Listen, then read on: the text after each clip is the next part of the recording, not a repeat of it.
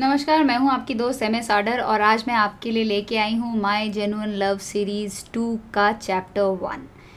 As per the promise मैं शुरू करती हूं चैप्टर 1 से। अगले दिन अस्पताल में डॉक्टर आयुष ने कैथरीन को इमरजेंसी वार्ड के सामने रोक लिया। उसे बोर करना शुरू कर दिया। डॉक्टर आयुष ने कहा, मैं दिन भर ये सोचता रहता हूँ कि मेरे अंदर ऐसी कौन सी कमी है यार कि अस्पताल के ट्रस्टी लोग मुझे निकाल नहीं रहे। हालांकि एफर्ट तो मैं पूरा मार रहा हूँ। कैथरीन ने मुंह बनाते हुए कहा, डॉक्टर आयुष, अच्छा तरीका है अपनी बड़ाई करने का, है ना? आप एक काम करो, आप अभी सीधे डीन के पास जाओ और उनको अपना इस्तीफ़ा दे दो।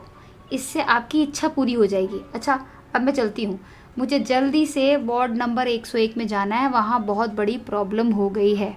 बाद में मिलते हैं, bye, take care. Doctor Ayush ने तुरंत कहा, अरे कैथरीन, सुनो तो, मेरी बात अभी ख़त्म नहीं हुई है, सुनो। सिस्टर कैथरीन वहाँ से 9-2-11 हो गई थी। उसने अपने मन में कहा, इस पकाऊ इंसान की कभी भी बात खत्म नहीं होगी, ओ गॉड। वहीं दूसरी ओर बगुरा टास्क फोर्स यूनिट में एडमिन ऑफिस के मीटिंग के बाद में रेवन ने धीरे से हेमांग से कहा, कर्नल साहब ने अमित से पूछा कि तुम इतने टैलेंटेड हो, हमारे टीम में काम क्यों नहीं करते?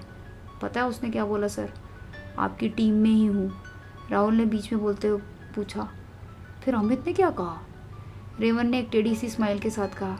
अमित ने कहा, सर मैं आपकी टीम में ही हूँ। तब कर्नल साहब ने तुरंत कहा, मुझे पता है, लेकिन तुम काम क्यों नहीं करते? काम करो, नहीं तो मैं असेसमेंट रिपोर्ट में तुम्हारी कैटेगरी डाउन कर दूंगा।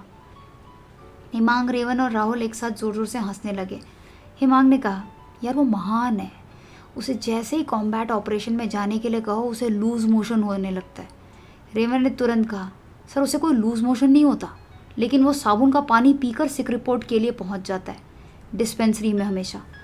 राहुल ने एक गहरी सांस ली और कहा, हद है यार, मरने से इतना डर, तो फिर फोर्स क्यों ज्वाइन किया? रेवन ने कहा, सरकारी नौकरी, अच्छी शादी, पेंशन और ऊपर से ग्रॉसरी, कैंटीन, बहुत कुछ, ये सारी सुविधाएं उसे मोटिवेट करने के लिए काफ़ी थी, लेकिन उस बेचारे को मरने से डर लगता है।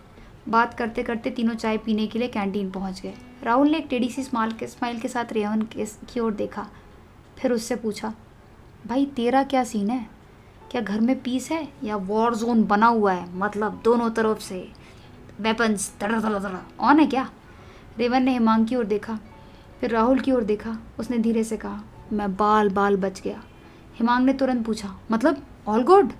रेवन ने कहा, मैं जैसे ही मुंबई पहुंचा तो उस दिन उसका वर्क फ्रॉम होम था, रम्या डार्लिंग का। वो हाइब्रिड मोड पर काम करती है सर। राहुल ने चुटकी लेते हुए कहा, अमित को फोर्स छोड़कर IT ज्वाइन कर लेना चाहिए, है ना? ऐश, हाइब्रिड मोड। हिमांग ने अपने चाय के कप को उसकी कलाई से हल्का सा टच किया। राहुल चीखा, पागल है क्या? अरे मेरे हैंडसम फिजिक को इतनी इतनी जलन। रेवन भाई, तू अपनी बात पूरी कर। और हिमांग, कान खोल के सुन ले, अगर मेरी ब्यूटी हैंडसमनेस को थोड़ी भी इफेक्ट हुई तो तुझे जॉन से मार दूंगा। जलन हो रही है यार, गरम कप लगा दिया मेरे हाथ पे, बेवकूफ़।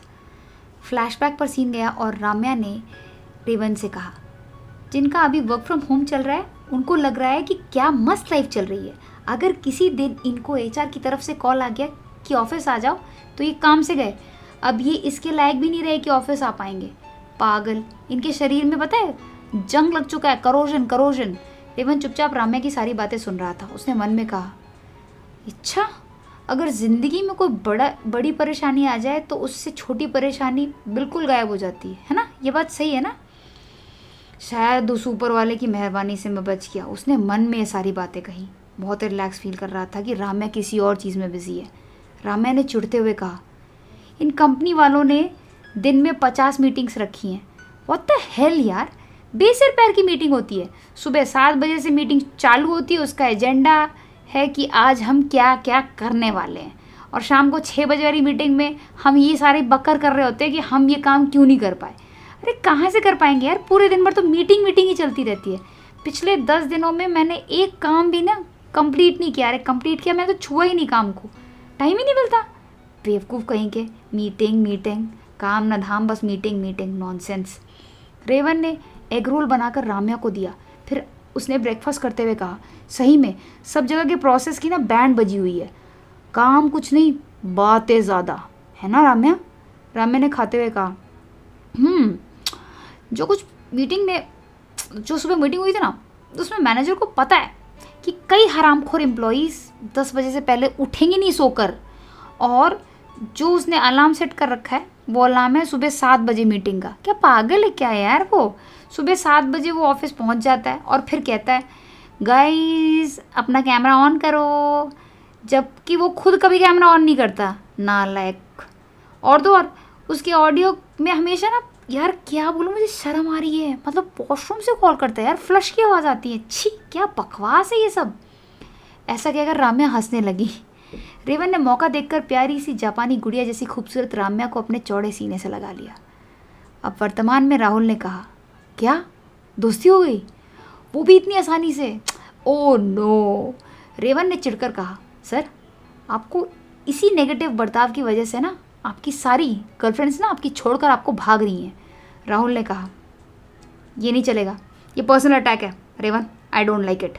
हिमांग ने राहुल को एक टपली मारते हुए कहा, क्या तूने मिल्की ऑपरेशन की सारी रिपोर्ट बना ली? हाँ, इतनी बकवास कर रहा है बैठ के तब से। राहुल ने चिल्लाकर कहा, साले वो रिपोर्ट तो तू बनाएगा ना। हिमांग ने मुस्कुराते हुए कहा, ओके, हम तीनों मिलकर उस रिपोर्ट को आज बनाएंगे। अब चल, रिपोर्ट बनाना बहुत बोरिंग काम है यार। वहीं अस्पताल में कृति ने कहा, आखिर तू करना क्या चाहती है? सौम्या ने कहा, मैं ये जॉब छोड़ना चाहती हूँ और फिर उसके बाद मैं ऑस्ट्रेलिया में अपनी मासी माँ के पास जाकर सेटल होना चाहती हूँ। कृति ने कहा, तू पागल तो थी ही, अब तू पूरी पागल हो चुकी है बहन। आखिर तुझे भारत में अपने इस जॉब को कंटिन्यू करने में क्या प्रॉब्लम है? आने वाले अध्याय में हम जानेंगे कि आखिर सौम्या के दिमाग में क्या बातें चल रही हैं। वो क्यों ऑस्ट्रेलिया जाना चाहती है? क्या वो इंडिया में कंटिन्यू करेगी? क्या कृति उसको मना पाएगी? आखिर ऐसी क्या परेशानी है जिसकी वजह से वो विदेश जाने की सोच रही है? इसी के साथ इस रोमांटिक नॉवल का ये वाला चैप्टर यहीं पे कंप्लीट होता है। मिलते हैं बहुत जल्द, जिसमें मैं आपको अगले चैप्टर की कहानी सुनाऊंगी। दोस्तों, आपको ये ऑडियो बुक अगर थोड़ी भी पसंद आई है तो ऑडियो बुक को लाइक कर दीजिए, और साथ ही साथ में चैनल को सब्सक्राइब नहीं किया तो चैनल को सब्सक्राइब कर लीजिए। Thanks for watching. हमेशा मुस्कुराते रहिए। Have a blissful life.